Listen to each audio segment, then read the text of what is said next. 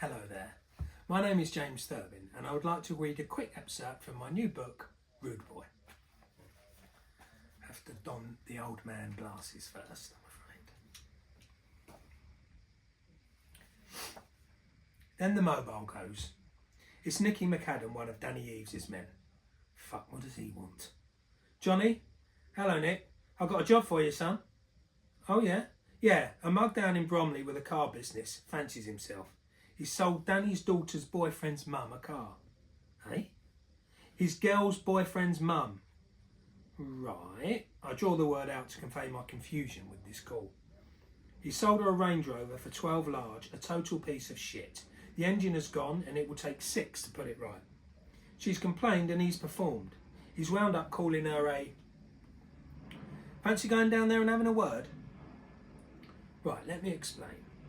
When Danny Eaves asks, he's telling. I mean, I'll be paid, but you never know how much or when. You just do it. Sometimes you get nothing, but you have no choice. He's asked me because of my outbursts at the gym, but to be honest, I don't mind doing it.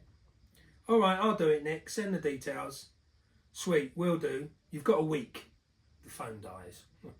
Cheers, Nicky. Now, I could take a crew, but I think I'll sort it myself. Do it this afternoon. Get it over with. No point letting things linger. Ping goes the phone with some details. After a bit of training, I take Tommy's car and head down to Bromley. I wear my leather coat as it's a bit of protection from being stabbed, but still allows me to move and throw lefts and rights unhampered. I've been stabbed before and it's not nice. I park outside in a large forecourt. Lots of decent motors here, obviously a good business. I watch people come and go, some punters being patronised in both senses of the word. I see a few chaps wandering around, evidently as staff. Typical suburban ring beat types, think they know it all. Then out comes the boss man. You know this type. Big lump, 50-ish, an imperious manner, lads all running round him. He looks across the road and sees me. I'm in a nice AMG, but he's not eyeballing the car. He knows something's amiss. Perfect time to strike. I jump out the car and walk towards him. Now, am I nervous? Well, not really. I know I can have mugs like him for breakfast, but things can always go wrong. Never mind. A coward dies 1,000 deaths, a brave man only one. Don't you just love Shakespeare? I'll take Julius Caesar's advice. Harry Ross? No reply from him. He just looks down at me. Are you deaf? This grabs his boy's attention.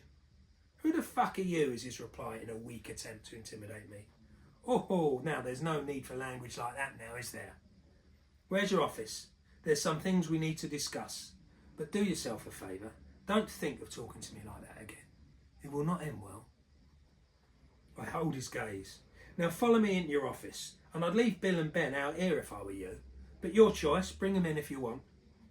I walk towards the office and he laughs out loud, a bit of a false laugh, and follows me as instructed.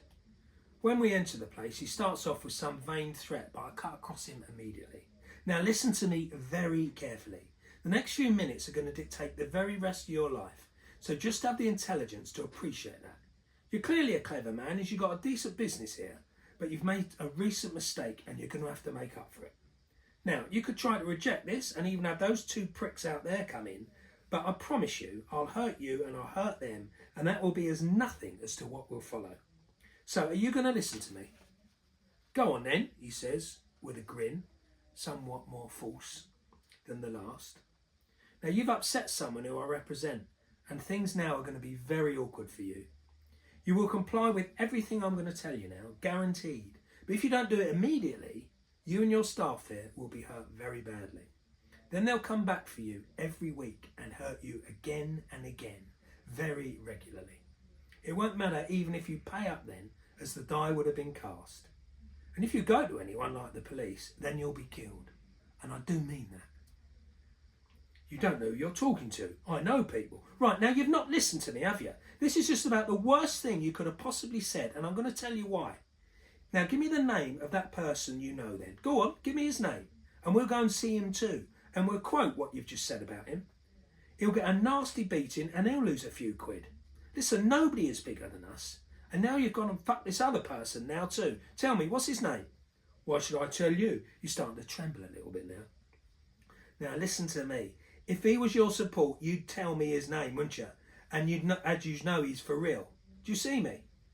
We'll make some inquiries now anyway, and we'll still go and see him. We'll find him. Now look at me and make a judgment. Do you think I'm for real? Quick, boy. The rest of your life depends on this. Listen. What the fuck's this all about? Shut your mouth and fucking listen. Tell me to listen to you. Tell me to listen, you squirming fuck. As I was saying, if you do not do exactly what I say, then there will be people that will come over here after me and you'll be very sorry. They'll take you out first and then they'll probably demand $5,000 a week out of this place for the next few months and then probably burn it to the ground. They'll be outside your house, their houses, I point to his staff, and they will never go away. You'll be paying them for the rest of your life because you made a mistake now. Now I know it's not fair, but I'm just the messenger, that's all. Now you see, it doesn't matter how tough you are, or think you are. The vast majority of people on this globe do not want to get hurt or have problems with people like me. The hassle of unexpected violence, families being involved, losing money, fear, intimidation, not being able to sleep at night, that sinking feeling in your chest when the phone rings or somebody nefarious walks towards you, is something most people could do well without. For me, these things are nothing. I've lived like this all my life, been in countless engagements, far more intimidating than this, and it really is just another day to me. So, there's no contest at all with dealing with someone like him, hence my confidence that this will be resolved.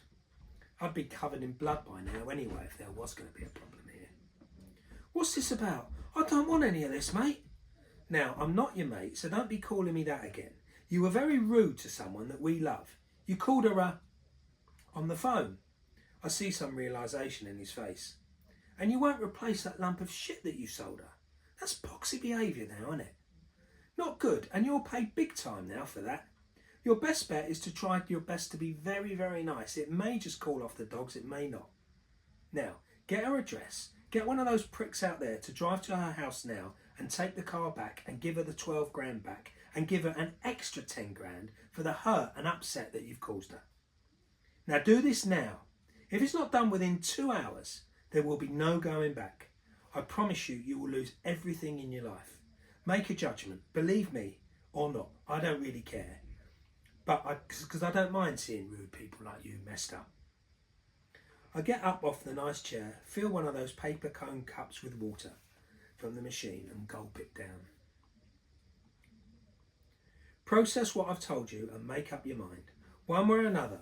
You'll never see me again. The next lot will not be talking, I promise you. So, it's your call now, silly bollocks.